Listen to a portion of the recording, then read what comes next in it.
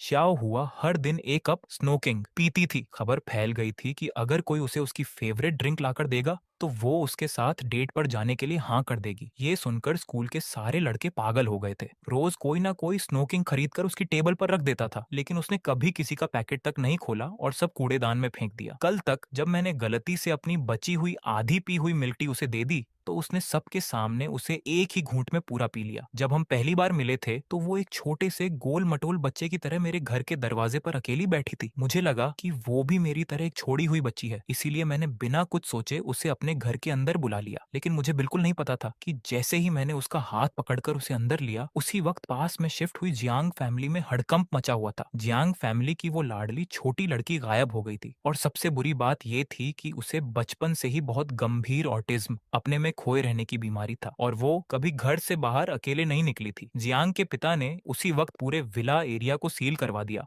और कसम खाई कि जमीन खोदकर भी उसे ढूंढ निकालेंगे। जब जियांग के पिता टेंशन से पागल होने वाले थे, तभी उन्हें अचानक एक घर से हल्की सी लाइट आती दिखी। वो चुपचाप पास आए और दरवाजे के छेद से अंदर देखा तो सामने का नजारा देखकर वो वहीं सुन्न रह गए। हल्की सी रोशनी में उनकी ऑटिज्म वाली बेटी मुझे कसकर गले लगाए हुए थी और मैं गहरी नींद में सो रहा था। उसकी नीली आंखें किसी खाने को बचाने वाले छोटे भेड़िए की तरह दरवाजे के बाहर घूर रही थी। अगली सुबह जैसे ही मेरी आंख खुली, मैंने देखा कि एक अनजान आदमी सोफे के सामने बैठा हुआ मुझे घूर रहा था। एक ही रात में जियांग के पिता ने मेरे बारे में सब कुछ पता कर लिया था। वो मेरे सामने बैठे थे और उनकी नजरें मुझे ऐसे देख रही थीं जैसे मेरे आर पार देख लेंगी। मुझसे रहा नहीं गया तो मैंने धीरे से पूछा, क्या जियांग जिंगशुआन गलती से खो गई थी? जियांग के पिता ने सिर हिलाकर हाँ कहा और मुझे बताया कि जियांग जिंगशुआन को बहुत गंभीर दिमागी बीमारी है और कल रात विदेश से आते ही वो भाग गई थी। तुम्हें शुक्रिया कहने के लिए तुम मुझसे जो चाहो मांग सकते हो। 6 साल के मुंह बच्चे को क्या पता था कि इस बात की क्या कीमत है। इस वक्त वो छोटी सी जियांग जिंगशुआन पूरी रात जागने के बाद मेरी बाहों में गहरी नींद सो रही थी। जियांग के पिता को लगा था कि मुझ जैसा नाजायज और छोड़ा हुआ बच्चा इस मौके का फायदा उठाकर कोई महंगा खिलौना मांगेगा या अपनी किस्मत बदलने को कहेगा, लेकिन मैंने जल्दी से उनके कपड़े का कोना पकड़ लिया। मेरी आंखें लाल हो गईं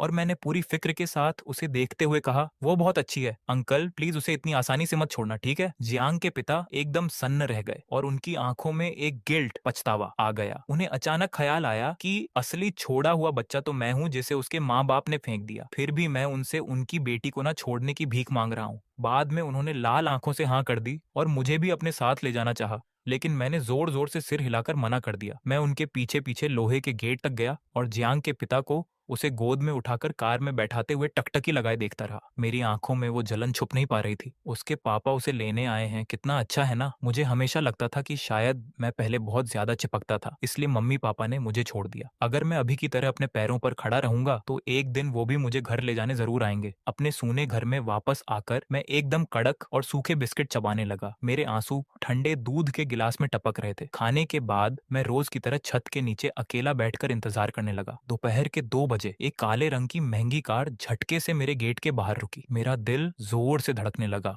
और मैं पागलों की तरह बाहर भागा। वो मम्मी पापा मेरे मुंह से निकलने ही वाला था कि मेरे गले में ही अटक गया। कार का दरवाजा खुला और अंदर से जियांग के पिता ही बाहर आए। उनके चेहरे पर बहुत ज्यादा टेंशन थी। उन्होंने मुझे एक झटके में पकड़ लिया और मेरे सामने घुटनों पर बैठकर मिन्नतें करते हुए बोले, बच्चे, अंकल की बेटी बहुत बीमार है, लेकिन वो किसी भी तरह इलाज करवाने को तैयार नहीं है। क्या तुम अंकल के साथ घर चलकर उसे समझा सकते हो? असल में जब जियांग जिंगशुआन की आंख खुली तो वो बहुत ज्यादा भड़क गई थी। वो किसी को खुद को छूने नहीं दे रही थी और चेकअप के लिए बिल्कुल नहीं मान रही थी। मुझे याद आया कि टीचर ने कहा था कि अनजान लोगों के साथ नहीं जाना चाहिए, लेकिन जब मैं सोच ही रहा था तभी जियांग के पिता ने कहा, उसकी माँ एक साइंटिस्ट है और काम की वजह से वो उसके साथ नहीं रह सकती। अगर जियांग जिंगशुआन का सही टाइम पर इलाज नहीं हुआ तो उसकी माँ शायद उसे कभी नहीं देख पाएगी और वो भी शायद अपनी माँ से कभी नहीं मिल पाएगी। ये बात किसी सुई की तरह मेरे दिल में चुभ गई। मैंने अपनी सारी हिचकिचाहट छोड़ दी और तुरंत सिर हिलाया। ठीक है अंकल, हम जल्दी चलते हैं। जियांग के पिता ने मुझे गोद में उठाया और तेजी से कार की तरफ भागे। 10 मिनट बाद कार एक बहुत बड़े विला के सामने रुकी। जियांग के पिता मुझे गोद में लेकर तेजी से चलते हुए एक भारी दरवाजे के सामने पहुंचे और मुझे नीचे उतारा। उन्होंने दबी हुई आवाज में मुझे फुसलाते हुए कहा, तुम खुद अंदर जाकर दरवाजा खोलोगे, ठीक है? मैंने सिर हिलाया, पूरी हिम्मत जुटाकर अपने छोटे हाथ बढ़ाए और उस भारी दरवाजे को जोर से धक्का दिया। कमरा एकदम अंधेरे में डूबा था, पर्दे पूरी तरह से बंद थे, कुछ भी दिखाई नहीं दे रहा था। मेरे पीछे जियांग के पिता ने माथा सिकोड़ा और इधर उधर देखने लगे, लेकिन मुझे जैसे कोई एहसास हुआ और मैं सीधा एक तरफ चलने लगा। कोने में वो आंखें मुझे ही घूर रही थी। मैं उसके सामने गया और एक स्माइल देकर बोला, क्या तुम लुका छिपी खेल रही हो? जब तुम ठीक हो जाओगी तो मैं तुम्हारे साथ खेलूंगा, ठीक है? अगले ही सेकंड बहुत सारे डॉक्टर्स कमरे में घुस आए और ठंडी मशीनों ने मुझे चारों तरफ से घेर लिया। मैं बहुत ज्यादा डर गया था और बिना सोचे जियांग जिंगशुआन की गोद में छुपने लगा। तभी कोने से एक बहुत ही घूरती हुई नजर मुंह पर पड़ी। मैं डर के मारे कांपने लगा। जियांग जिंगशुआन को तुरंत कुछ अजीब लगा।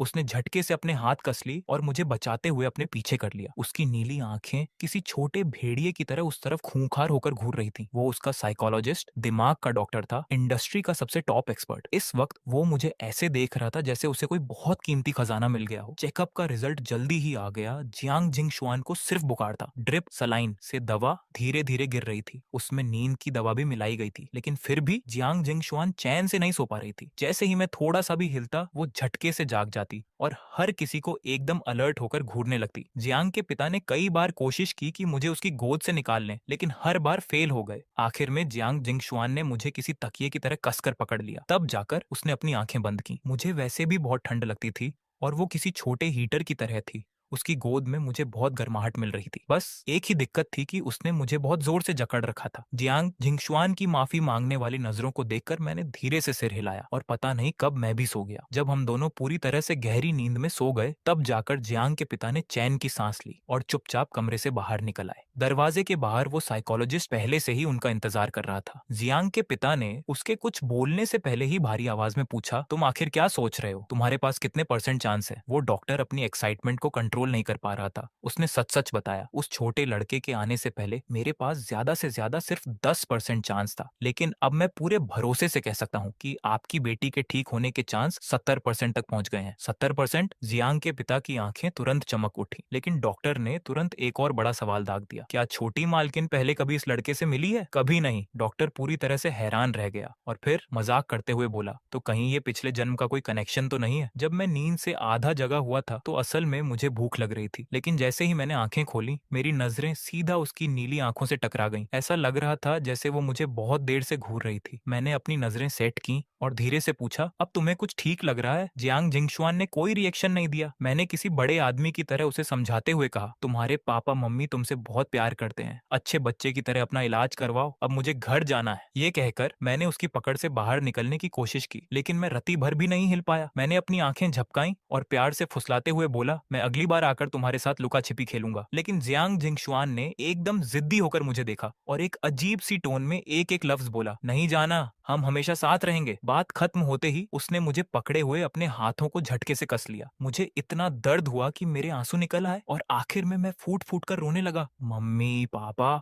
मुझे घर जाना है, मुझे घर ले चलो। तभी जियांग के पिता भागते हुए आए और बिना कुछ सुने मुझे जियांग जिंगशुआन की गोद से छीन लिया। जियांग जिंगशुआन एक झटके में भड़क गई और जियांग के पिता को खूंखार नजरों से घूरते हुए चीखने लगी, मेरा है, वो मेरा है। जियांग के पिता ने उसे एकदम ठंडी नजरों से देखा, वो सिर्फ अपना है। मैं चुपचाप जियांग के पिता के कंधे पर सिर रखकर रो रहा था। मेरी सांसें अटक रही थी। जियांग के पिता ने प्यार से मेरी पीठ थपथपाई और धीरे से मुझे समझाते हुए बोले, अंकल उसकी तरफ से तुमसे माफी मांगते हैं, ठीक है? मैंने जोर जोर से सिर हिलाकर मना किया और रोते हुए बोला, अंकल मुझे घर जाना है। जियांग के पिता को पता था कि मेरी केयरटेकर आंटी अभी तक नहीं लौटी होगी, इसलिए वो मुझे खाना खिलाने के लिए रोकना चाहते थे। उन्होंने मुझे डाइनिंग टेबल की कुर्सी पर बैठाया। टेबल पर बहुत ही महंगे महंगे खाने रखे थे, लेकिन मैंने सिर्फ एक नजर देखा और उदास होकर अपनी नजरें हटा ली। वो चाहे जितना भी समझाते, मेरे दिल में बस घर जाने की रट लगी थी। जियांग के पिता के पास कोई और रास्ता नहीं बचा तो वो खुद मुझे घर छोड़ने आए और किसी से कहकर मेरे लिए खाना भी पैक करवा दिया। लेकिन जब वो मुझे घर के दरवाजे तक छोड़कर पलटे तो उन्हें अचानक एक परछाई दिखी। जियांग जिंगशुआन अपने घर के दरवाजे के सामने खड़ी थी। उसकी छोटी सी भौहें सिकुड़ी हुई थीं और वो एकदम जिद्दी होकर वहीं इंतजार कर रही थी। जियांग के पिता आगे गए और अपनी बेटी को देखकर भारी आवाज में बोले, तुमने उसे डरा दिया है। दोपहर के 12 बजे जब जियांग के पिता हमें खाना खिलाने आए तो मुझे इतनी शर्म आ रही थी कि मेरा मन कर रहा था कि अपना सिर टेबल के नीचे छुपा लूं। जियांग के पिता को लगा कि मैं शर्मा रहा हूं तो उन्होंने प्यार से मुझे और खाने को कहा और बोले कि ये जियांग जिंगशुआन का ध्यान रखने की मेरी फीस है। मैं जोर जोर से सिर हिलाने लगा, लेकिन तभी जियांग जिंगशुआन ने एक बड़ा सा चिकन लेग उठाया और एकदम एक्सपर्ट की तरह मेरे मुंह के पास ले आई। मैंने आंखें झपकाई और शर्म के मारे एक डकार ले ली। ये देखकर जियांग के पिता को सब समझ आ गया और उन्हें एक साथ गुस्सा भी आया और हंसी भी छूट गई। दोपहर को जियांग जिंगशुआन का दिमागी इलाज ऑफिशियली शुरू हो गया। डॉक्टर ने घास पर पिकनिक मैट बिछाई और वो मेरे जरिए जियांग जिंगशुआन को गाइड करना चाहते थे। मेरे होने की वजह से हालांकि उसे डॉक्टर अभी भी पसंद नहीं था, लेकिन उसने बहुत अच्छे से उसका साथ दिया। लेकिन मुझे नहीं पता था कि ये जो इतना प्यारा सा साथ दिख रहा था वो बस एक शुरुआत थी। पर बच्चों की एनर्जी आखिर कम ही होती है। थोड़ी देर खेलने के बाद मुझे इतनी तेज नींद आने लगी कि मेरी आंखें नहीं खुल रही थीं। मैं उबासी लेते हुए अपनी आंखें मलता रहा और पता नहीं कब जियांग जिंगशुआन के कंधे पर सिर रखकर सो गया। मेरे सोते ही जियांग जिंगशुआन का चेहरा एकदम सीरियस हो गया। वो मेरे एकदम पास आकर मुझे घूरने लगी। उसकी नजरें बर्फ की तरह ठंडी थीं। डॉक्टर ने देखा कि सेशन खत्म होने वाला है तो वो चुपचाप वहां से निकलने वाला था, लेकिन जियांग जिंगशुआन ने झटके से सिर उठाया और उसकी नीली आंखों ने डॉक्टर को वहीं लॉक कर दिया। वो ऐसी नजर थी जो किसी 7 साल के बच्चे की हो ही नहीं सकती थी। डॉक्टर के तो पसीने छूट गए और जब तक वो पूरी तरह से वहां से गायब नहीं हो गया तब जाकर जियांग जिंगशुआन ने अपनी नजरें वापस लीं। जब मैं नींद से उठा तो मैंने बिना सोचे उसका हाथ छोड़ दिया था। जियांग जिंगशुआन ने अपना माथा सिकोड़ा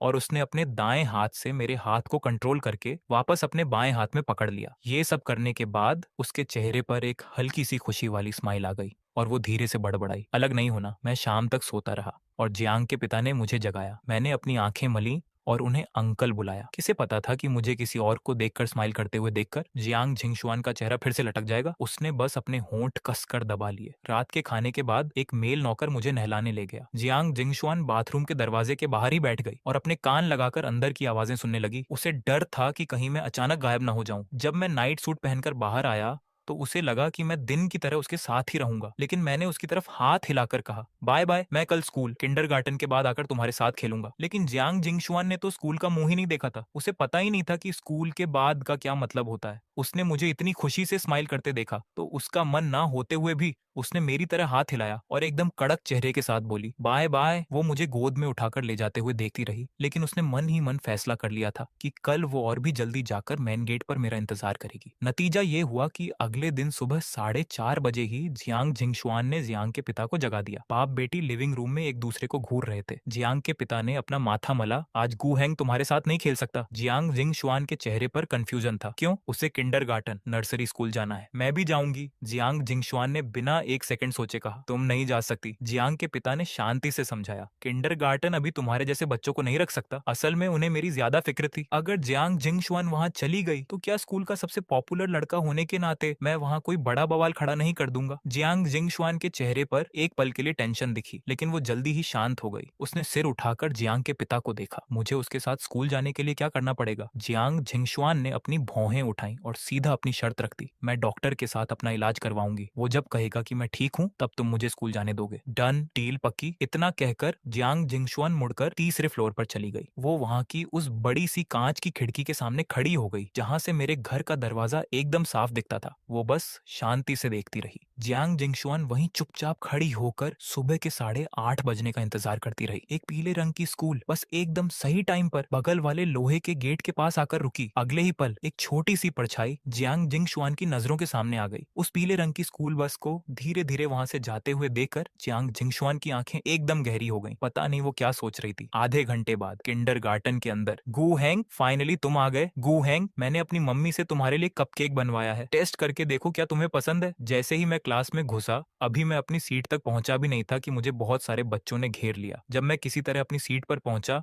तो मेरी टेबल पर पहले से ही बहुत सारी अलग अलग चीजें रखी हुई थी। मैंने बहुत ही प्यार और तमीज से वो सारी चीजें एक एक करके वापस कर दी। जब उन्होंने देखा कि मैंने उनकी चीजें नहीं ली तो भी मेरे आसपास खड़े बच्चे बिल्कुल गुस्सा नहीं हुए। मैंने अपने बैग से अपनी पानी की बोतल निकाली और उसे टेबल के राइट साइड कोने में रख दिया। एक बच्चे ने लू शिंग्याओ की टेबल पर वो कप केक देखा जिस पर कलरफुल स्प्रिंकल्स पड़े थे और उसके मुंह से पानी टपकने लगा। लू शिंग्याओ, जब गू हैंग तुम्हारा केक नहीं खा रहा है तो क्या तुम मुझे टेस्ट करा सकती हो? लू शिंग्याओ ने बड़े दिल के साथ उसे शेयर कर दिया। उसके तुरंत बाद लू शिंग्याओ ने एकदम सस्पेंस बनाते हुए कहा, मैंने अपनी मम्मी से सुना है कि आज एक नई लड़की हमारे स्कूल में आने वाली है। ये सुनते ही आसपास के सारे बच्चों के अंदर एक्साइटमेंट जाग गई और मुझे भी इसमें इंटरेस्ट आ गया। जब उसने देखा कि मैं भी सुन रहा हूँ तो लू शिंग्याओ ने उसे जो कुछ भी पता था वो सब उगल दिया। वो शायद शिए मानमान की बहन है, उसका नाम मुझे याद नहीं आ रहा। ये सुनकर कि वो शिए मानमान की बहन है, बहुत सारे बच्चों के मन में उस नई लड़की के लिए पहले ही नफरत पैदा हो गई। शिए मानमान हमारी चेरी ब्लॉसम क्लास की सबसे मशहूर और खतरनाक गुंडी बुली थी। वो अक्सर दूसरे बच्चों के खिलौने और स्नैक्स छीन लेती थी और लड़कों का कॉलर भी पकड़ लेती थी। और जैसा लू शिंग्याओ ने कहा था, पहली क्लास शुरू होने से पहले टीचर एक नई स्टूडेंट को लेकर स्टेज पर आई। बच्चों, आज हमारी चेरी ब्लॉसम क्लास में एक नया मेंबर आया है। इसका नाम शे हानिवे है। सब तालियां बजाकर इसका वेलकम करो। टीचर ने बहुत ही प्यार से इंट्रोडक्शन दिया। नई स्टूडेंट के शे मानमान की बहन होने की बात पूरी क्लास में पहले ही फैल चुकी थी। बच्चों ने एकदम बिना मन के हल्की हल्की तालियां बजाई। उन हल्की हल्की तालियों के बीच में एक बहुत ही तेज और खुशी से बजने वाली ताली की आवाज एकदम अलग सुनाई दे रही थी। सबने एक साथ उस आवाज की तरफ देखा। मैं अपने दोनों हाथों से पूरी ताकत लगाकर तालियां बजा रहा था। मुझे उस नए स्टूडेंट का इतने जोर शोर से वेलकम करते देखकर बहुत सारे बच्चों के मन में उस शे मानमान की बहन के लिए जो गुस्सा था वो थोड़ा कम हो गया। टीचर ये सब देख रही थी और जब उनकी नजर मुझ पर पड़ी तो उनकी आंखें एकदम सॉफ्ट हो गईं। उन्होंने आगे कहा, शे हानिवे, प्लीज अपना इंट्रोडक्शन, परिचय दो। शे हानिवे चुपचाप नीचे खड़े बच्चों को देखती रही और माहौल अचानक से थोड़ा अजीब हो गया। टीचर ने जल्दी से बात को संभाला। लगता है नई स्टूडेंट थोड़ी शर्मीली है, आप सबको इसका अच्छे से ध्यान रखना है। हमारी चेरी ब्लॉसम क्लास के सारे बच्चे एक बहुत बड़ी और लंबी टेबल शेयर करते थे, इसीलिए टीचर ने जानबूझकर शिए हानिवे को मेरे बगल में बैठा दिया। हैंग, नई स्टूडेंट को यहाँ के माहौल में सेट करने का काम टीचर तुम्हें सौंप रही है, ठीक है? मैंने सिर हिलाकर कहा, ठीक है। टीचर ने ये सब सोच समझ कर किया था। उन्हें लग रहा था कि ये शिए हानिवे थोड़ी शर्मीली है और नई भी है, तो वो खुद से सबके साथ आसानी से घुल मिल नहीं पाएगी। टीचर ने सोचा कि अगर मैं उसकी मदद करूंगा तो शायद उसके लिए आसानी हो जाएगी। पूरी सुबह बीत गई लेकिन शिए हानिवे अभी भी एकदम चुपचाप बैठी रही। इस बीच मैंने कई बार खुद से बात करने की कोशिश की, उसे अपनी किताबें और खिलौने भी शेयर करने चाहे, लेकिन शिए हानिवे ने ऐसा बर्ताव किया जैसे उसे कुछ सुनाई ही ना दे रहा हो। उसने मुझे पूरी तरह से इग्नोर कर दिया और चुपचाप अपनी सीट पर बैठी रही। मैंने इस बात को ज्यादा दिल पर नहीं लिया, लेकिन जो बच्चे मेरे साथ खेलना पसंद करते थे उन्हें शिए हानिवे से और भी ज्यादा नफरत हो गई। इस नई लड़की में रत्ती भर भी तमीज नहीं है, ये तो बहुत ज्यादा एटीट्यूड दिखा रही है। किंडरगार्टन में रोज दोपहर को 40 मिनट सोने का टाइम होता था, उसके बाद बाहर की क्लास होती थी। आज बाहर की क्लास का टॉपिक था स्ट्रॉबेरी के पौधे लगाना। बच्चों, लाइन में लगकर अपने अपने स्ट्रॉबेरी के पौधे ले लो। टीचर ने बहुत ही प्यार से आवाज लगाई। जल्दी ही सारे छोटे छोटे बच्चे ट्रॉली के सामने लाइन में लग गए। सिर्फ शे हानिवे ही अपनी जगह पर अकेली और सबसे अलग बैठी रही। मैं शे हानिवे को देख रहा था और मुझे अचानक पिछले शुक्रवार को मिली अपनी नई दोस्त जियांग जिंगशुआन की याद आ गई। मैं मन ही मन सोच रहा था कि वो घर पर अकेली है, क्या वो भी इस तरह अकेला फील कर रही होगी? जल्दी ही मेरी बारी आ गई। टीचर, क्या मैं शे हानिवे के लिए भी पौधा ले सकता हूँ? टीचर ने स्माइल करते हुए सिर हिलाया। हाँ बिल्कुल। टीचर्स जब स्ट्रॉबेरी के पौधे ला रहे थे तो थोड़ी सी गड़बड़ हो गई थी। ट्रॉली के एकदम पीछे रखे हुए पौधों को काफी नुकसान पहुंचा था। जो सबसे ज्यादा खराब हुए थे उनकी तो आधी पत्तियां और डालियां ही टूट गई थी। टीचर्स ने इस पर ज्यादा ध्यान नहीं दिया क्योंकि किसी भी दिक्कत से बचने के लिए वो हमेशा जरूरत से ज्यादा सामान रखते थे। जो पौधे खराब हो गए थे उन्हें बाद में फेंक दिया जाना था। मैंने पहले उस ट्रॉली में से सबसे अच्छी और हरी भरी स्ट्रॉबेरी चुनी और फिर मैंने पीछे की लाइन में से वो वाला पौधा उठा लिया जो सबसे ज्यादा टूटा हुआ और खराब था। हैंग, हमारे पास बहुत सारे पौधे हैं, बाकी बच्चों को भी एकदम सही वाले पौधे मिल सकते हैं। टीचर ने जल्दी से मुझे समझाया। मैंने अपना सिर टेढ़ा किया और एक स्माइल देकर बोला, मुझे पता है लेकिन मुझे यही वाला चाहिए, भले ही ये परफेक्ट नहीं है। टीचर वहीं की वहीं हैरान रह गई। दोनों पौधे वापस लाने के बाद मैंने जो सबसे अच्छा वाला पौधा था वो शे हानिवे के सामने रख दिया। मैंने कुछ नहीं कहा और बस उस टूटे हुए पौधे को बचाने की तैयारी करने लगा। किसे पता था कि मैं अभी बैठा ही था कि शे मानमान मेरी तरफ आ गई और उसके पीछे उसके 3 छोटे चेले भी आ रहे थे। गु हैंग, मैं तुम्हें अब से शे हानिवे की मदद करने से मना कर रही हूँ, शे मानमान ने एकदम गुंडों की तरह कहा। असल में उसे मैं पहले से ही पसंद नहीं था। दूसरे बच्चे मुझे पसंद करते थे वो तो चलो ठीक है, लेकिन टीचर्स भी हमेशा मुझे ही एक्स्ट्रा प्यार करते थे। जब मैं छोटा था तब मुझे प्यार मिलता था, वो भी ठीक है, लेकिन अब मैं बड़ा हो गया हूँ फिर भी लोग मुझे इतना पसंद करते हैं। और सबसे बड़ी बात, मैंने शे मानमान की वो सारी अटेंशन छीन ली थी जो उसे चाहिए थी। मैंने अजीब नजरों से उसे देखा और अपनी भौहें सिकोड़ ली। अगर मैंने तुम्हें दोबारा उसकी मदद करते देखा तो मैं तुम्हें उतनी ही बार पीटूंगी, समझे? ये बोलते हुए शे मानमान ने अपना वो सैंडबैग जैसा बड़ा सा मुक्का हवा में उठाया। उसके पीछे खड़े चेलों ने भी अपने हाथ बांधे और उसकी हाँ में हाँ मिलाई। सुना तुमने हमारी बॉस ने क्या कहा? ये बच्चे भले ही कितने भी बदमाश क्यों ना हो, लेकिन इस उम्र में उन्हें टीचर्स से डर लगता ही था। जब उन्होंने देखा कि स्ट्रॉबेरी के पौधे बंटने वाले हैं और उन्हें डर था कि कहीं टीचर उन्हें देख ना ले, तो शे मानमान जल्दी से अपने चेलों को लेकर वहां से खिसक गई। मैं उनके जाते हुए फिगर को देख रहा था, पता नहीं मैं क्या सोच रहा था। जब मैंने अपनी नजरें वापस ली तो देखा कि शे हानिये मुझे एकदम ठंडी नजरों से घूर रही थी। मैंने अपना चेहरा पोंछा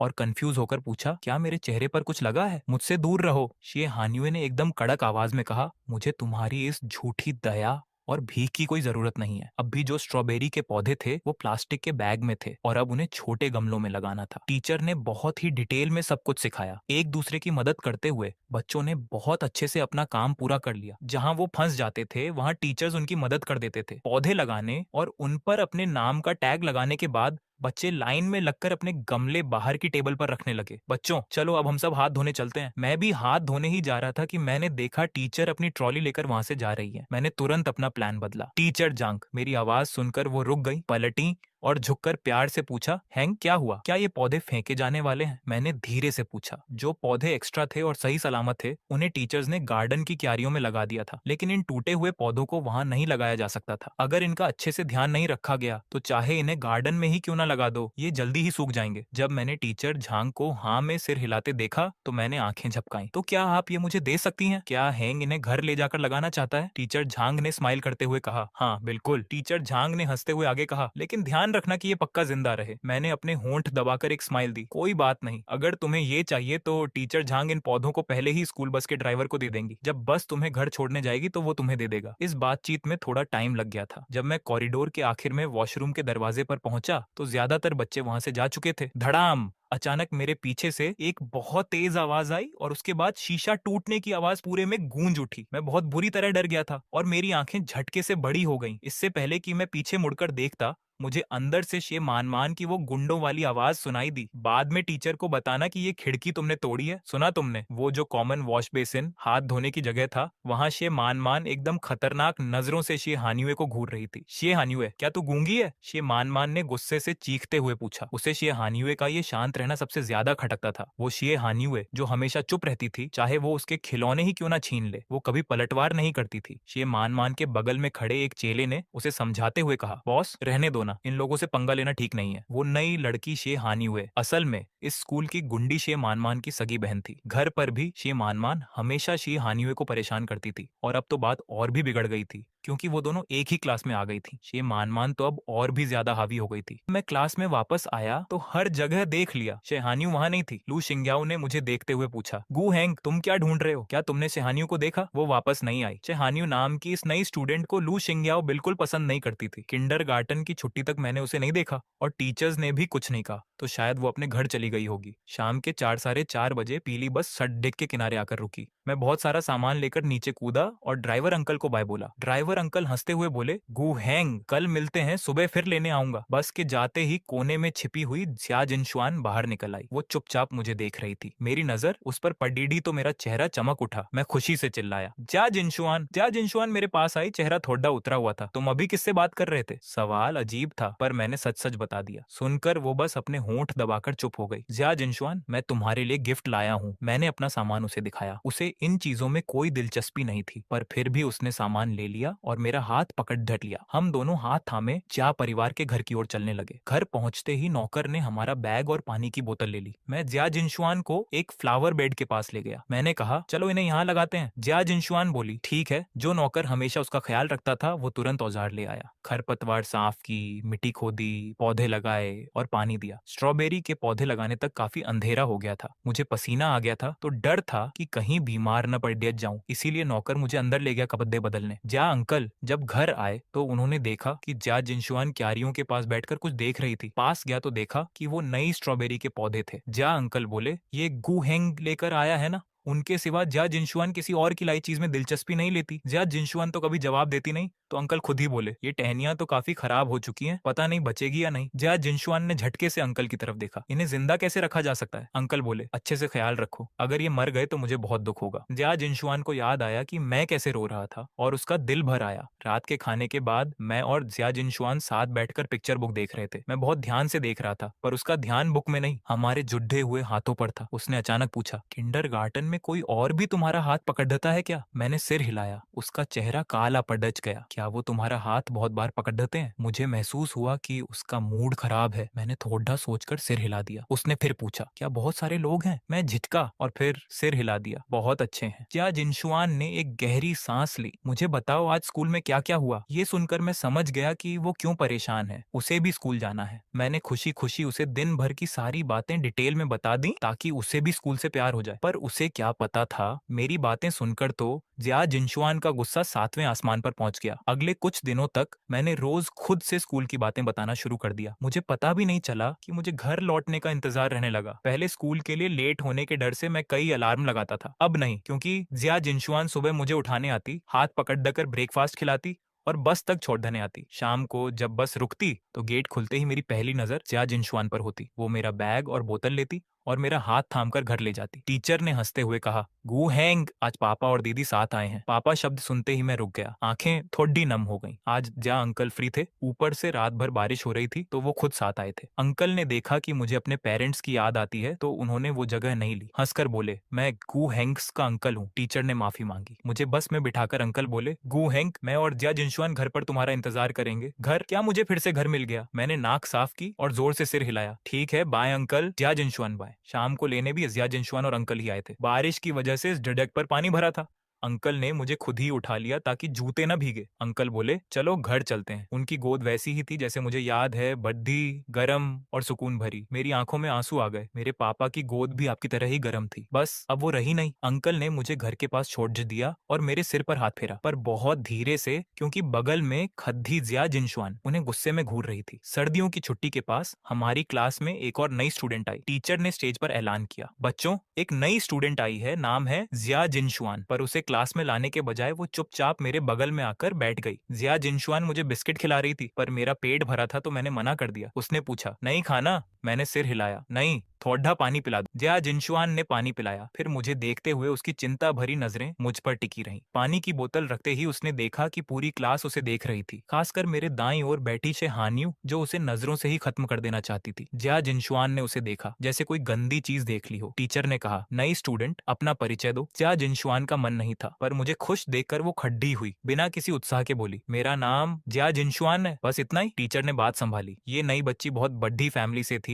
कल ही प्रिंसिपल ने सबको अलर्ट कर दिया था कि आज सबकी ड्रेस एकदम साफ होनी चाहिए। 3 दिन से सफाई चल रही थी और जिया जिनशुआन के आते ही उसने मुझे पूरी तरह अपने कंट्रोल में ले लिया। वो किसी को मेरे पास आने नहीं देती थी। लू शिंग्याओ ने तो एक ही दिन में 4 बार शिकायत कर दी। टीचर ने जिया जिनशुआन को वॉशरूम के बाहर खड्डा पाया। टीचर बोले, तुम दूसरों को गो हैंग के साथ खेलने क्यों नहीं देती? जिया जिनशुआन ने पलकें झुकाई और धीरे से कहा, मेरा है। इतनी छोटी बात, पर टीचर का दिमाग घूम गया। तभी मैं बाहर आया। जिया जिनशुआन ने तुरंत मुझे पानी पिलाया और हाथ पहुंचे। उसने पूछा, पानी ठंडा तो नहीं? मैंने कहा, ठीक है। वापस चलते समय मैंने टीचर को देखा। मैंने पूछा, आप यहाँ क्या कर रहे हैं? जिया जिनशुआन ने टीचर को घूरा और टीचर झूठ बोलकर वहां से निकल गए। मैंने कहा, जिया जिनशुआन, चलो चलते हैं। टीचर समझ गए थे कि जिया जिनशुआन का मतलब क्या था। मैं उसकी प्रॉपर्टी हूँ और वो किसी को मेरे पास आने नहीं देगी। दोपहर के खाने में जिया जिनशुआन खुद मुझे चम्मच से खाना खिला रही थी। मैंने मना किया, गोभी नहीं खानी। उसने मुझे प्यार से मनाया, ठीक है, गोभी नहीं, पर थोड़ा मीट खा लो। मैंने खा लिया। जब मैं सूप पी रहा था तब उसने खाना शुरू किया और बाद में मेरा बचा हुआ खाना भी खुद ही खा लिया। टीचर ये सब देख रहे थे। जिया जिनशुआन के आने से पहले मैं क्लास का सबसे बेहतरीन बच्चा था।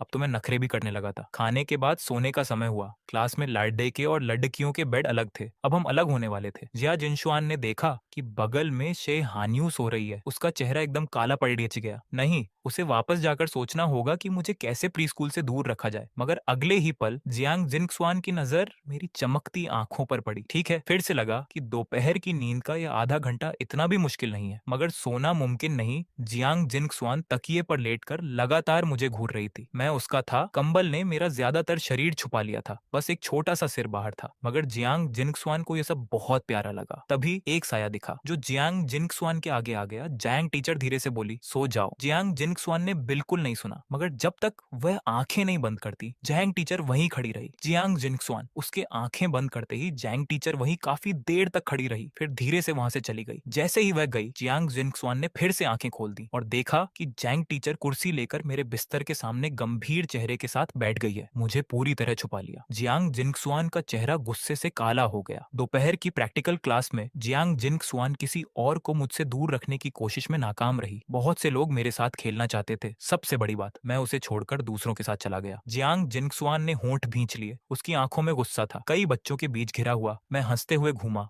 और अचानक देखा कि जियांग जिंगसुआन नहीं है। मैंने रुककर उसकी तरफ देखा। मैंने हाथ हिलाकर हंसकर कहा, जियांग जिंगसुआन, जल्दी आओ, साथ खेलते हैं। उस पल उसकी आंखों का गुस्सा गायब हो गया। जब वह मेरी तरफ बढ़ रही थी, मन में सोच रही थी, चलो बस गोएंग खुश रहे। कुछ दिन पहले बच्चों ने जो स्ट्रॉबेरी के पौधे लगाए थे, जो बचे उनमें फल आने लगे थे। मेरा नहीं था, क्योंकि मेरा पौधा मर गया था और सभी बच्चों में सिर्फ मेरा। ऐसा नहीं कि मैंने ध्यान नहीं दिया, बल्कि मैं साकुरा क्लास में बहुत पॉपुलर था। हर बार जब बच्चे अपने पौधे को पानी देते तो मेरे वाले को भी दे देते। रोजाना कोई पानी डालता, कोई और पानी डालता और मेरा पौधा पानी से डूबकर मर गया। दोपहर 3:50 पर साकुरा क्लास की छुट्टी हुई। मेरे और जियांग जिंगसुआन के निकलने से पहले जे हान्युए ने मुझे पुकारा। गु हेंग। क्लास से निकलते ही मैंने आवाज सुनी, देखा कि जे हान्युए ने बुलाया है। मैं हैरान था, ये तुम्हारे लिए। उसने वह गमला मेरी तरफ बढ़ा दिया। हरे पत्तों के बीच 3-4 बड़े फल लटक रहे थे, बस अभी पूरे लाल नहीं हुए थे। फल काफी जगह से हरे सफेद थे। जानती थी कि मैं मना करूंगा। उसने पहले ही वजह ढूंढ ली थी। तुम जानते हो जे मैन हमेशा मुझे परेशान करती है। मेरे पास रहेगी तो वह इन्हें पकने नहीं देगी, तो मैं तुम्हारी रखवाली करता हूँ, मैंने सुझाव दिया। उसने कहा, ठीक है। मैंने लेने के बाद उसे संभाल कर पकड़ा। उस दिन तुमने मेरे पास खड़े होकर मेरी हिफाजत की, मैंने अभी तक शुक्रिया नहीं कहा, जजी हानियुए ने कहा। बात खत्म करते ही उसने चुपके से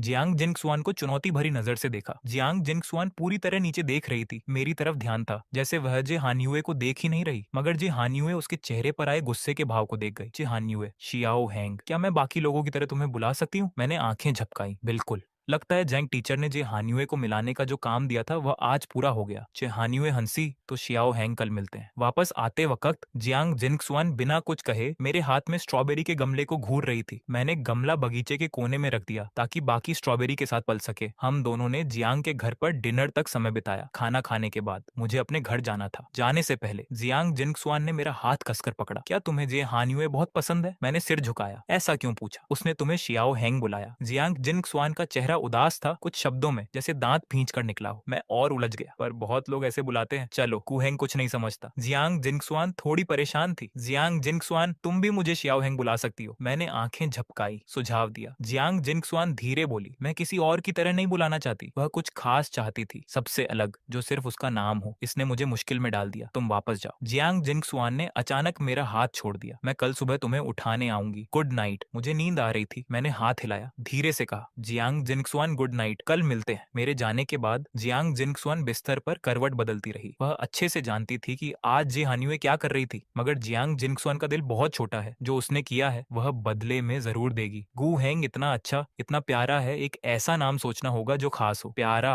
अच्छा। अचानक एक नाम उसके दिमाग में आया। अंधेरे में जियांग जिंगसुआन धीरे से बोली, शियाओ गुआई, लिटिल कटी। जितना सोचा उतनी खुशी हुई। न जाने क्यों यह नाम उसे बहुत पहचान का लगा, जैसे कई बार बोला हो। शियाओ गुआई, मेरा शियाओ गुआई। एक दिन, कल जियांग जिंगसुआन का पहला स्कूल दिन था, इसलिए जियांग पापा ने भी, जिन्होंने रात भर काम किया था, सुबह का नाश्ता साथ किया। नीचे डाइनिंग रूम में मैं जियांग जिंगसुआन के साथ बैठा, अंडा छील रहा था। गर्म अंडा था, हाथ में थोड़ा जला रहा था। जियांग जिंगसुआन को लगा मैं खेल रहा हूँ, इसलिए मदद नहीं की, बस कभी कभी मेरे मुंह में खाना डालती रही। शियाओ गु हैंग। तभी जियांग पापा ने पूछा, कल स्कूल कैसा रहा? जियांग जिंगसुआन ने ऊपर नहीं देखा, मेरे मुंह में चम्मच डाला। ठीक था। जियांग पापा ने माथा सहलाकर पूछा, कल स्कूल में क्या पढ़ा? जियांग जिंगसुआन, नहीं पता, मैंने अंडा छील लिया था। मैंने जियांग जिंगसुआन को देकर उसके कान में धीरे से कहा, ये जियांग अंकल को दे दो, कहो तुमने छीला है। जियांग जिंगसुआन थोड़ी देर चुप रही, फिर मुंह बनाकर बोली, नहीं। क्यों नहीं? मैंने पूछा। जियांग जिंगसुआन ने जियांग पापा की तरफ देखा और कहा, उन्हें अंडे से एलर्जी है, खा नहीं सकते। ये कहकर उसने मेरे हाथ से अंडा लेकर खुद खा लिया। मेरी आंखें बड़ी हो गईं। जियांग पापा चुप थे। किसे एलर्जी है ये खुद उसे ही नहीं पता। नाश्ता करने के बाद स्कूल बस आई। बैग पहनकर 2 बोतल लेकर जियांग जिंगसुआन ने मेरा हाथ पकड़ा और बस में चढ़ गई। जियांग अंकल, शाम को मिलते हैं। जियांग पापा की आंखों में प्यार था, हाथ हिलाया। शाम को मिलते हैं। Xiao hang. जो जियांग जिंगसुआन के साथ महसूस नहीं हुआ, वह जियांग पापा ने मुझ में पाया। बस को जाता देख जियांग पापा ने सोचा, बेटे अच्छे होते हैं, सच में कितने अच्छे और प्यारे होते हैं। आधे घंटे बाद बस स्कूल के बाहर रुकी।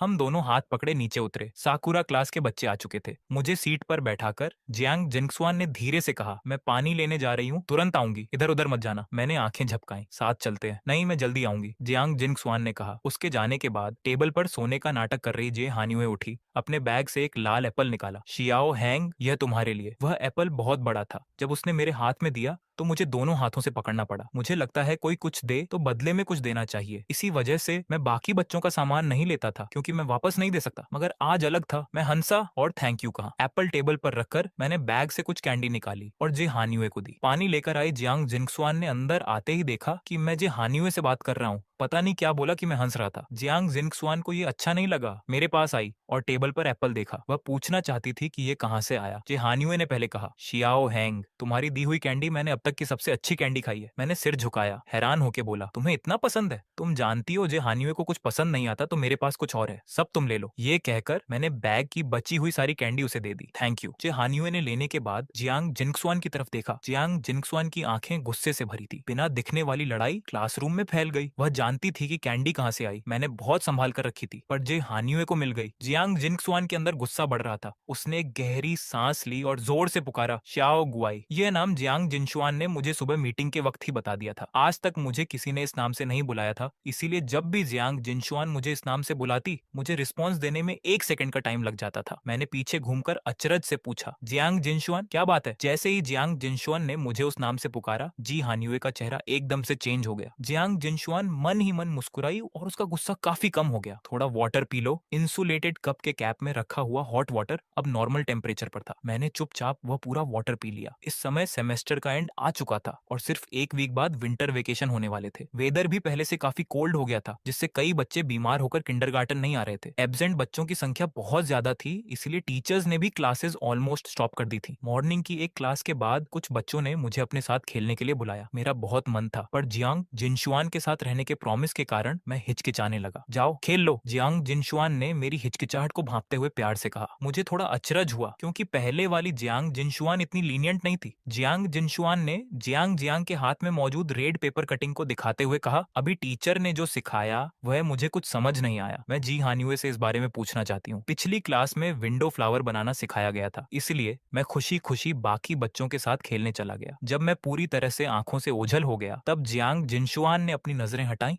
और जी हानियुए की तरफ देखा। अब हिसाब किताब चुकता करने का टाइम था। जब मैं खेलकर वापस आया तो जियांग जिनशुआन और जी हानियुए दोनों अपनी अपनी सीट पर बैठे अपने काम में बिजी थे। मैंने ज्यादा नहीं सोचा और स्माइल करते हुए सॉफ्ट वॉइस में पूछा, जियांग जिनशुआन, तुमने बनाना सीखा या नहीं? जियांग जिनशुआन ने तुरंत टेबल पर रखा हुआ पहले से तैयार विंडो फ्लावर मुझे दिखाया। मेरी आंखें चमक उठी और मैंने जियांग जिनशुआन की तारीफ करने में कोई कसर नहीं छोड़ी। वो सच में बहुत ब्यूटीफुल था। जियांग जिनशुआन की खूब तारीफ करने और कप का काफी वाटर पी लेने के बाद मुझे एक बात का एहसास हुआ, मेरी टेबल पर रखा हुआ एप्पल गायब था। मैंने जियांग जिनशुआन से पूछा कि क्या उसने मेरा एप्पल देखा है? जियांग जिनशुआन ने कहा कि उसने नहीं देखा और तुरंत बात को घुमाते हुए पूछा, क्या शाओ गुआई को एप्पल पसंद है? बात पसंद या नापसंद की नहीं थी, बल्कि बात यह थी कि वह एप्पल जी हानियुए ने गिफ्ट किया था। मैंने सोचा, किसी का दिया हुआ गिफ्ट अच्छे से न रखना और उसे खो देना बहुत ही रूड और इंसल्टिंग बिहेवियर है। मुझे अपसेट देखकर जियांग जिनशुआन की आंखें सीरियस हो गईं और उसने सहलाते हुए कहा, अपसेट मत हो, घर चलकर मैं तुम्हें इससे भी ज्यादा रेड और बिग एप्पल दूंगी, ओके? मैंने अपने होंठ भींचे और नामे सिर हिलाया। मैंने क्लासरूम के कोने कोने में उसे सर्च किया, यहाँ तक कि कई बच्चों से भी पूछा, पर वह कहीं नहीं मिला। निराश होकर मैं अपनी सीट पर वापस आया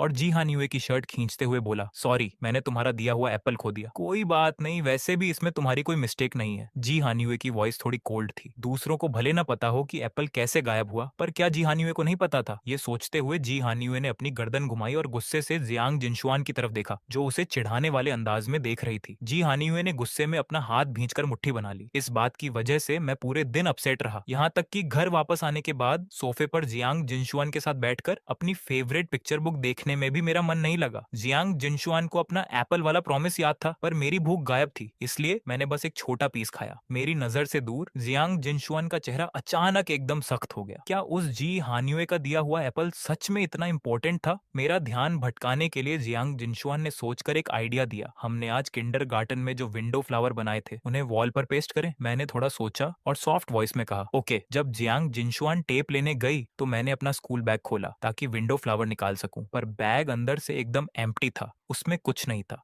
मुझे लगा शायद जियांग जिनशुआन ने उन्हें अपने बैग में रख लिया होगा। मैंने जियांग जिनशुआन का बैग लेकर उसकी जिप खोली तो वे वहीं थे। मैंने उन विंडो फ्लावर्स को बाहर निकाला, पर जैसे ही वे बाहर आए उनके साथ एक हल्की प्लास्टिक की चीज भी चिपककर बाहर आई और फर्श पर गिर गई। वह एक कैंडी का रैपर था। मैंने उस रैपर को उठाया और उसे ध्यान से देखा। वह मुझे बहुत जाना पहचाना लगा। ट्रांसपेरेंट रैपर के एक कोने पर एक कार्टून ऑरेंज बना हुआ था। कल उस सर्वेंट भैया ने मुझे जो खट्टी मीठी कैंडीज दी थी, उनमें ठीक ऐसी ही थी, क्योंकि पूरे पैकेट में सिर्फ एक ही ऑरेंज फ्लेवर की कैंडी थी, इसलिए मुझे वह अच्छे से याद थी। पर मैंने तो सुबह वे सारी कैंडीज जी हान्युए को दे दी थी ना। तभी टूल्स लेकर वापस आई जियांग जिनशुआन ने आवाज दी, श्याओ गुआई। मैंने उस रैपर को उंगलियों में दबाकर उसकी तरफ देखा और पूछा, जियांग जिनशुआन, तुम्हारे बैग में ये कैंडी रैपर क्यों है? और क्या तुम्हें सच में नहीं पता कि वह एप्पल कहाँ गया? उस रैपर को देखकर जियांग जिनशुआन के माथे पर बल आ गए। उसका अंदाज थोड़ा रूड लगा। श्याओ गुआई, दूसरों की दी हुई चीजें मत लिया करो, समझे? चाहे वह कैंडी हो या एप्पल, तुम जो भी चाहोगे जियांग जिनशुआन तुम्हें लाकर देगी। जियांग जिनशुआन को यह बर्दाश्त ही नहीं था कि मेरे पास कोई ऐसी चीज हो जो उसने न दी हो। वह एप्पल कहाँ है? मैंने जियांग जिनशुआन के सवाल का जवाब न देते हुए अपनी नाक सिकोड़कर पूछा। अब जब बात यहाँ तक आ चुकी थी तो सच छुपाने का कोई फायदा नहीं था। जियांग जिनशुआन ने साफ कह दिया, डस्टबिन में। मैंने बहुत ही निराश नजरों से जियांग जिनशुआन को देखा। ये देखकर जियांग जिनशुआन धीरे धीरे मेरे करीब आई और मनाते हुए बोली, श्याओ गुआई, गुस्सा मत हो, मैं तुम्हें बहुत सारे एप्पल्स लाकर दूंगी, प्रॉमिस। मैंने इसके बाद कोई बात नहीं की और विंडो फ्लावर पेस्ट करने का प्लान भी वहीं ड्रॉप हो गया। जियांग जिनशुआन ने मनाने की कितनी भी कोशिश की, पर मैं बस गुमसुम सोफे पर बैठा रहा। जियांग जिनशुआन को समझ नहीं आ रहा था कि महज एक एप्पल के लिए मैं उससे इतना ज्यादा नाराज क्यों हूँ। बाहर अंधेरा होने लगा था और जियांग पापा के ऑफिस से घर लौटने का टाइम हो चुका था। मैं सोफे से नीचे उतरा और उदास मन से बोला, जियांग जिनशुआन बाय, मैं अपने घर जा रहा हूँ। इतना कहकर मैं सीधे मेन गेट की तरफ बढ़ गया। जियांग जिनशुआन पूरी तरह से सीरियस चेहरा बनाए चुपचाप मुझे दूर जाते हुए देखती रही, जब तक कि मैं ओझल नहीं हो गया। रात के ऑलमोस्ट 7 बजे दिन भर के काम के बाद जियांग पापा घर लौटे। जब उन्हें रोज की तरह दोनों बच्चों की हंसी मजाक और शोर शराबा सुनाई नहीं दिया तो उन्हें थोड़ा अचरज हुआ। छोटी जिनशुआन, श्याओ हेंग कहाँ है? जियांग पापा ने क्यूरियोसिटी से पूछा। सोफे पर बैठी जियांग जिनशुआन का चेहरा उतरा हुआ था। उसने कोई जवाब नहीं दिया। अरे इसे क्या हुआ? जियांग पापा ने पास खड़े उस सर्वेंट से पूछा जो बच्चों की केयर करता था। बेबी जिनशुआन और बेबी श्याओ हेंग के बीच शायद कोई फाइट हो गई है, सर्वेंट ने सच बता दिया। जब डिनर टेबल पर सज गया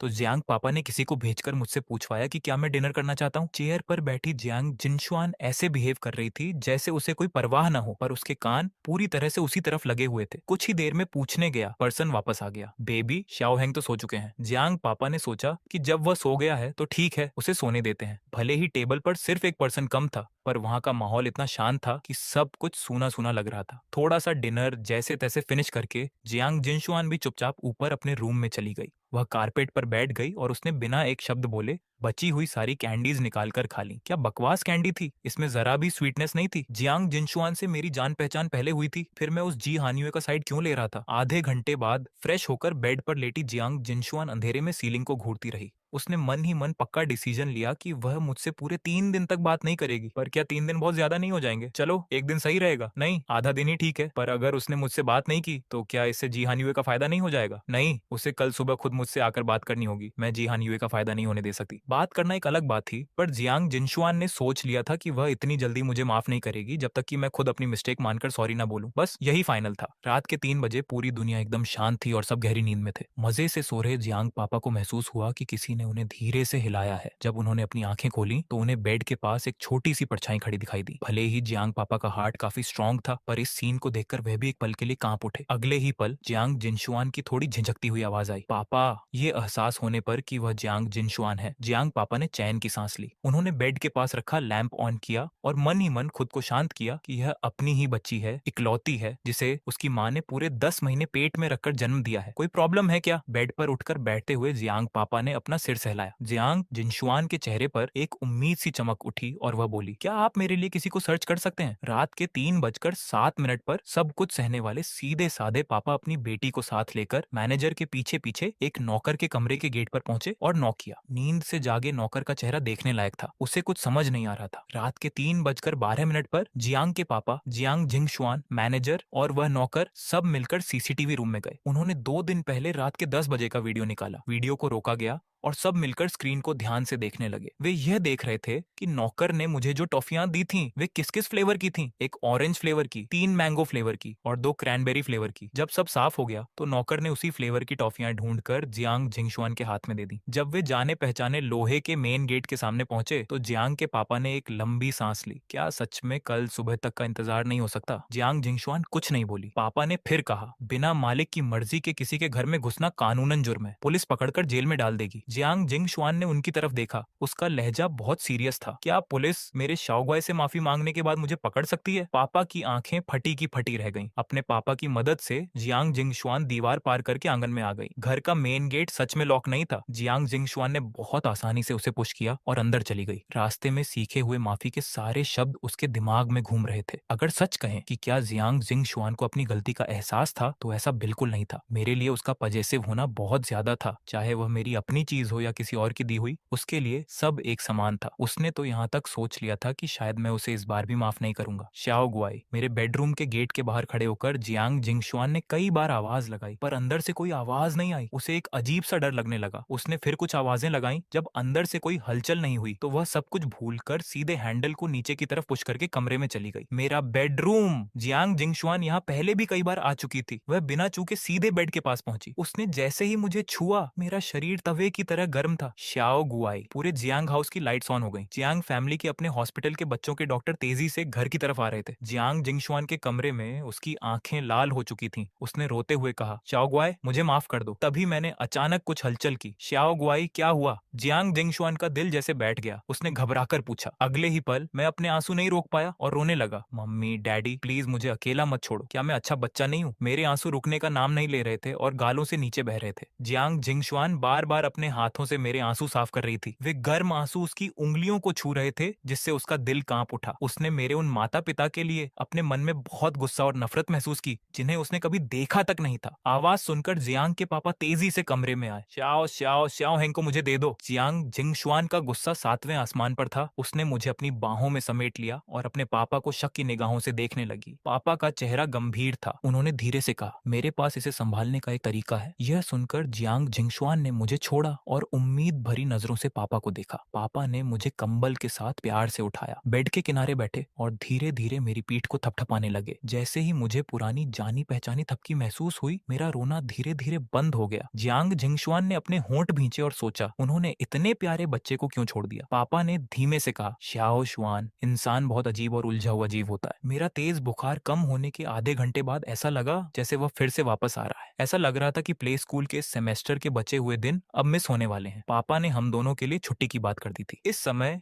गहरी सर्दी का मौसम था। कई दिनों तक मेरी तबीयत ऊपर नीचे होती रही, जिससे जियांग जिंगशुआन हर समय बहुत ज्यादा फिक्रमंद और सतर्क रही। इन दिनों मैं जियांग हाउस में ही रह रहा था। सच कहें तो मैं हर समय जियांग जिंगशुआन के कमरे में ही रहता था। मैंने बस कुछ देर के लिए विंडो क्या खोली, जियांग जिंगशुआन तुरंत भागती हुई आई और उसे बंद कर दिया। ठंड लग रही है क्या? पूछते हुए उसने अपना हाथ मेरे माथे पर रख दिया। मैंने 2 बार खांसा, उसकी तरफ देखा और मुस्कुराते हुए भारी आवाज में बोला, कमरे में बहुत सफोकेशन, घुटन लग रही थी, बस थोड़ी ताजी हवा के लिए विंडो ओपन की थी। एक बार ठीक हो जाओ फिर विंडो ओपन करेंगे, ओके? जियांग जिंगशुआन ने प्यार से समझाया। हालांकि मेरा मन अभी हवा खाने का था, पर उसे परेशान न करने के लिए मैंने सिर हिलाया और अच्छे बच्चे की तरह कहा, ठीक है। पिछले हफ्ते ही डॉक्टर ने मेरा फुल बॉडी चेकअप किया था और खाने पीने से लेकर हर छोटी बात की एक लंबी लिस्ट दी थी। उस प्रिंटेड पेपर पर बहुत सारे नोट्स लिखे थे। जियांग जिंगशुआन जब भी फ्री होती उसे निकाल कर देखने लगती ताकि कोई पॉइंट मिस ना हो जाए। पापा जब ऑफिस का काम खत्म करके लौटे तो जियांग जिंगशुआन मुझे पानी पिला रही थी, पर मैंने अपने सूखे होंठों को छुआ और बीमारी के कारण कमजोर आवाज में कहा कि मुझे अब और नहीं पीना। क्लास में आधा पानी बचा देखकर जियांग जिंगशुआन ने अपनी भौहें सिकोड़ी और गुस्से से कहा, बिल्कुल नहीं, पूरा पियो। तभी मेरी नजर पापा पर गई। मुझे जैसे कोई सहारा मिल गया हो। मैं सोफे से नीचे आया और सीधे भागते हुए पापा की बाहों में जा समाया। अंकल, आप आ गए। पापा ने मुस्कुराते हुए मुझे ऊपर उठाया, हमेशा की तरह मेरे माथे को छुआ और प्यार से पूछा, श्याओ हेंग, क्या आज भी तबीयत खराब लग रही है? मैंने अपना सिर हिलाया। क्या आज अंकल को ऑफिस में बहुत काम करना पड़ा?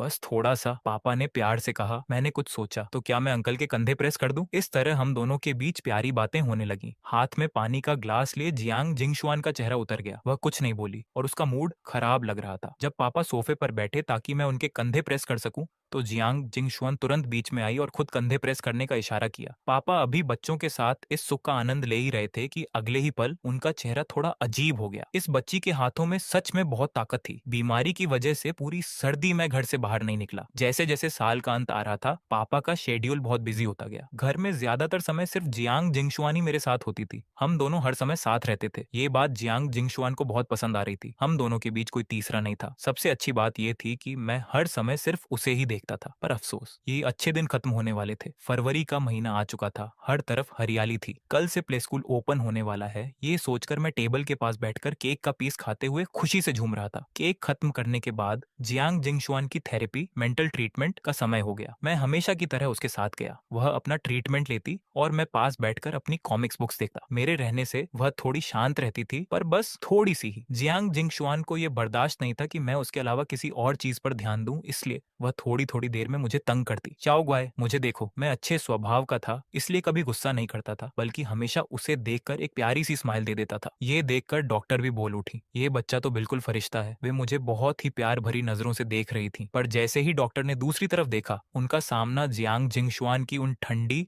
और गुस्से से भरी नीली आंखों से हुआ। डॉक्टर का तो जैसे खून ही जम गया। उन्होंने मुझे बस कुछ सेकंड ही तो देखा था, वह तो ऐसे रिएक्ट कर रही थी जैसे डॉक्टर कोई क्रिमिनल हो। शाम के समय आज का सेशन खत्म हुआ। मैंने जियांग जिंगशुआन के कप डेढ़े का एक कोना पकड़ा और डॉक्टर को बाय कहा। Bye bye doctor aunty, safe सफर। डॉक्टर का दिल खुश हो गया। उन्होंने बहुत प्यार से कहा, थैंक यू श्याओ हैंग। मैंने जियांग जिंगशुआन का हाथ थोड़ा सा प्रेस किया और उम्मीद से उसकी तरफ देखा। वह मेरा इशारा समझ गई। उसने एक अजीब सी स्माइल दी और बहुत कम शब्दों में कहा, डॉक्टर मू बाय। डॉक्टर ने कहा, बाय प्रिंसेस। यह कोई मजाक नहीं था। जियांग जिंगशुआन की उस स्माइल को देखकर डॉक्टर को लगा जैसे उनका मर्डर होने वाला है। अभी वे ज्यादा दूर नहीं गई थी कि उन्हें मेरी आवाज सुनाई दी। मैं जियांग जिंगशुआन की तारीफ कर रहा था। जियांग जिंगशुआन तो दुनिया की सबसे अच्छी बच्ची है। अगली सुबह जियांग हाउस के बाहर हम दोनों बच्चे हाथ में हाथ डाले स्कूल बस में चढ़ गए। जैसे ही हमने क्लास में एंट्री की, मैंने उत्सुकता से चारों तरफ देखा। शेहान को देखते ही मेरी आंखें चमक उठी। जियांग जिंगशुआन, शेहान वहां है। मैंने इशारा किया। जियांग जिंगशुआन ने धीरे से कहा, ठीक है। मैंने उसका हाथ पकड़ा और हम शेहान के पास गए। शेहान जियांग जिंगशुआन को के पास गए। जी हान युए, जियांग जिंगशुआन को तुमसे कुछ कहना है। ये हान युए थोड़ा हैरान हुआ और उसने अपनी भौहें सिकोड़ ली। उसे जरा भी उम्मीद नहीं थी कि जियांग जिंगशुआन उससे कोई अच्छी बात कहेगी। मैंने जियांग जिंगशुआन को हिम्मत दी। इसके बाद जियांग जिंगशुआन ने अपने बैग से एक सुंदर सा टॉफी का बॉक्स निकाला